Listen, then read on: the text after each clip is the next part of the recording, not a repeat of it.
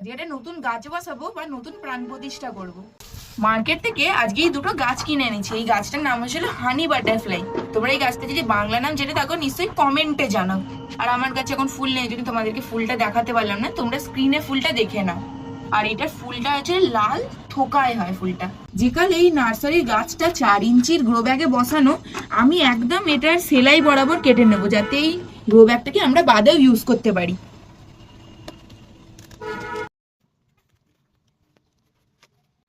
তোমরা যখন গাছ কিনবে তখন চেষ্টা করবে এরকম রুট বাউন্ড হওয়া বা এত রুট হওয়া গাছ কেনো, কেন কি তোমাদের বাদে গিয়ে এই সাদা রুটগুলোই তোমাদের পুষ্টি নেবে।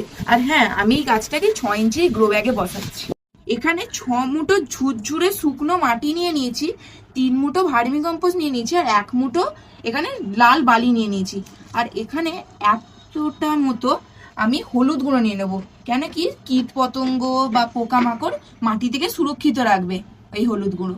পটিং মিক্স রেডি, এখন শুধু গাছটা বসানোর অপেক্ষা। আমি গাছটা 6 ইঞ্চি গ্রো ব্যাগে বসাবো, তো চলো মাটিটাকে ভরে নি গ্রো ব্যাগে। অর্ধেকের কম পর্যন্ত ভরে নিয়েছি। এবার গাছটাকে পুরো একদম সেন্টারে বসাবো। সেন্টারে বসিয়ে গাছটাতে পুরো একদম মাটিটা ভরে নেব। কিন্তু হ্যাঁ, 2 ইঞ্চি ছেড়ে দেবো, কেন কি বাদে আমরা যাতে ভালোভাবে জল আর সার দিতে পারি। আমি এই গাছটাতে কোকোপিট ইউজ করেছি, বাদে তোমাদের এই ভিডিওটা দেখানো হয়নি। আর আমি এতটা মাটি ভরে দিয়েছি, কেন কি কোকোপিটে জল দিলে তো পুরো চেপে যায়, তাই জন্য আমি এতটা মাটি ইউজ করেছি। একদম হালকা হাতে চেপে দেবো।